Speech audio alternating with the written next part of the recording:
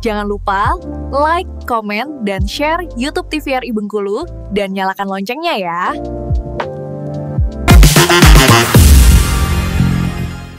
Balik lagi di Opini Obrolan Pas di sini. Nah, pemirsa, sekarang ini masuk ke segmen games, Bapak. Kita hari ini akan bermain games bersama dengan Bapak. Ini ada gamenya namanya Disordered. Oke, gimana? Udah siap kita mulai ya? Berarti saya harus milih ya? Iya, betul. Harus pilih salah satu nih. Jawabnya cepet ya. Setelah itu nanti baru kita ulas satu-satu. Dari dia pemirsa, Disordered. Oke, udah siap Bapak? Siap. Nih, pertanyaan yang pertama. Gunung terjal atau laut dalam? Laut dalam. Misi tengah malam atau cuaca ekstrim siang hari? Misi tengah malam. Satu komando tegas atau musyawarah tim? Musyawarah tim. Ikuti prosedur atau percaya insting? Ikuti prosedur. Penyelamatan satu nyawa atau evakuasi massal risiko tinggi? Evakuasi massal risiko tinggi. Okay. Kerja tim solid atau personil ahli individual? Kerja tim solid. Okay. Pertanyaan yang terakhir, langsung terjun atau pantau dulu dari posko? Pantau dulu. Oke, kita ulas satu-satu ya. Aman kan Pak ya? Aman. Nggak menegangkan kan? Aman. Ya. Ini pertanyaan yang pertama tadi, ya, gunung terjal atau laut dalam? Bapak memilih laut dalam. Memang lebih suka laut daripada gunung? Iya. Oh iya. Lebih suka laut daripada gunung. Oh, berarti lebih suka panas-panasan dong? Laut, ya.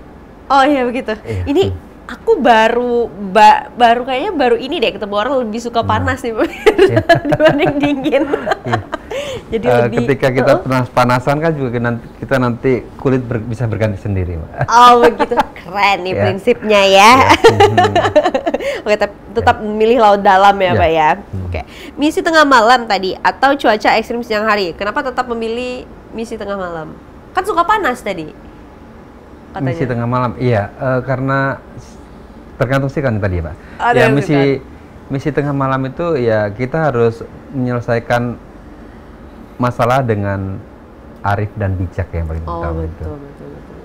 Jadi lebih enak gitu ya, iya, keadaan untuk berpikir, merenungkannya itu lebih oke gitu ya Pak ya. Oke. Nah ini satu komando tegas atau musyawarah tim, ya tentunya musyawarah tim ya Pak ya. Karena kita bicara mungkin tentang penyelamatan. Siap, betul. Dan ada risiko di situ yang harus kita tanggung bersama. Karena tadi yang pertama risiko, dan kedua apapun keputusan yang kita ambil itu memang ya semuanya ada risikonya. Nah, tergantung risiko itu mana yang kita ambil gitu.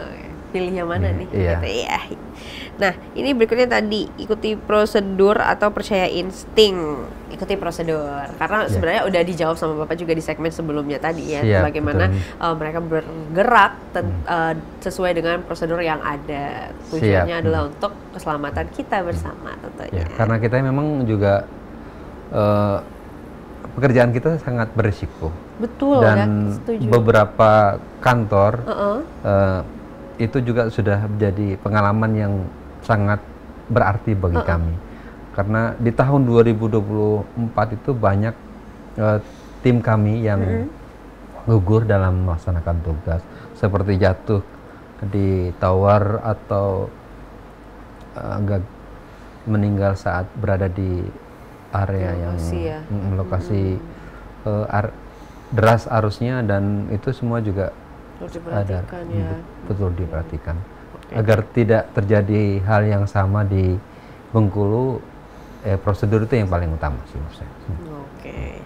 Nah tadi kita ke pertanyaan berikutnya tadi, penyelamatan satu nyawa atau evakuasi massal risiko tinggi. Evakuasi itu agak menjadi pertanyaanku sih Pak, kayak evakuasi massal risiko tinggi gimana tuh Pak?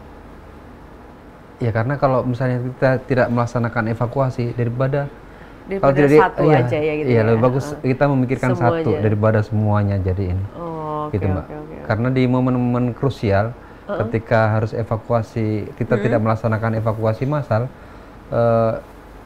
jumlah korban akan sangat banyak ya. Gitu. Mungkin kita bisa walaupun satu nyawa juga ibaratnya juga sangat berarti, menyelamatkan tidak, bukan saya mengesampingkan satu nyawa ya, walaupun di agama kan juga kita menyelamatkan satu nyawa sama dengan menyelamatkan seluruh isi dunia kan. Iya, betul.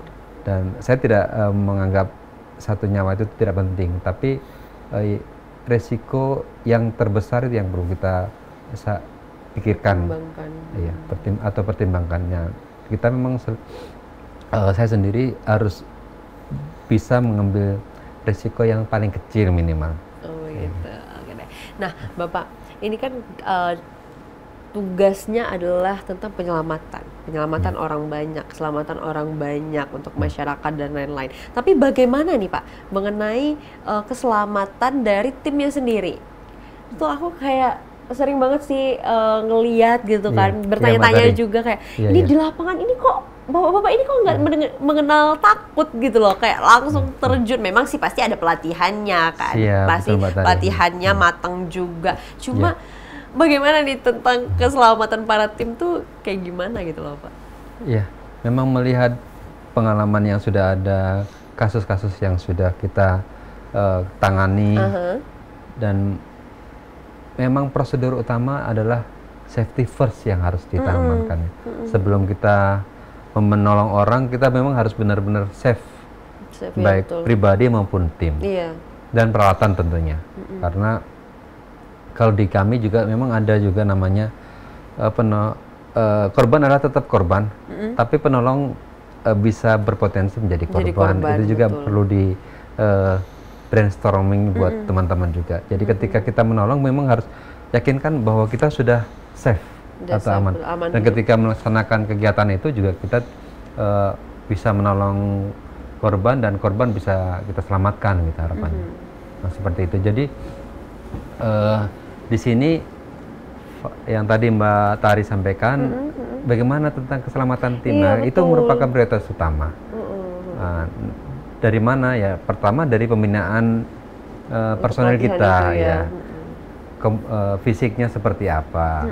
Nah, kita setiap hari Mbak kita laksanakan kegiatan keselamatan di hari Selasa dan hari Kamis. Untuk hari Senin dan hari Rabu itu materi agar kita tidak lupa merefresh kembali kompetensi yang sudah diberikan. Dan di hari lainnya, di hari Rabu dan Senin itu kita melaksanakan skill-skill itu, mungkin refresh kompetensi yang sudah kita laksanakan. Dan dari kemarin, dari hari Rabu kemarin, teman-teman kantor SAR Bengkulu ini sedang melaksanakan underwater refresh underwater kompetensi.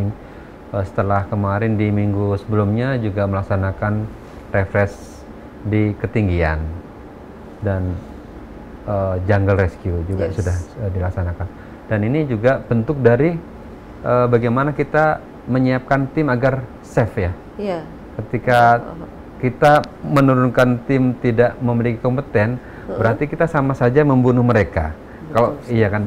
Nah, kalau saya sendiri pimpinan mungkin merasa kehilangan di momen tertentu, atau bisa juga jabatan saya jadi jadi taruhannya ketika kita bisa ada anggota yang gagal, maksudnya terjadi kecelakaan ketika melaksanakan tugas. Itu jabatan saya sebagai taruhannya Mbak, itu konsekuensi saya sebagai kepala kantor. Kemudian kalau saya sih mungkin kehilangan jabatan mungkin resikonya masih kecil ya. Tapi mereka kan nyawa Bu, resikonya sangat tinggi. Betul itu. Dan ini merupakan hal yang sangat penting. Saya juga mengulang lagi, marilah teman-teman, mari peduli untuk menjaga diri kita maupun keluarga kita yang sangat kehilangan ketika mereka gagal, tidak bisa dalam melaksanakan gugur dalam tugas itu. Keluarga yang sangat kehilangan, dan untuk menghindari itu ya latihan yang terus menerus dan berkesinambungan untuk meminimalisir kejadian yang tidak kita inginkan bersama ya. Betul. Yang pertama. Kemudian juga dari peralatan kita harus mumpuni, dan keandalan alat utama seperti kapal kita harus juga yang bisa menembus samudra ya Mbak. Yeah. Kemudian kita di Bengkulu alhamdulillah kita sudah punya kapal fiber yang panjangnya 36 dan ada RBB namanya, rigid buoyancy boat yang tahan terhadap gelombang. Itu juga ada, kita alhamdulillah di Bengkulu udah difasilitasi oleh pemerintah pusat untuk penguatan pencarian di laut karena kita berada di wilayah Samudra Hindia, Samudra Hindia. Ini bentuk salah satu untuk dari mitigasi agar kita safety atau jangan sampai ada hal atau insiden yang terjadi pada anggota kita.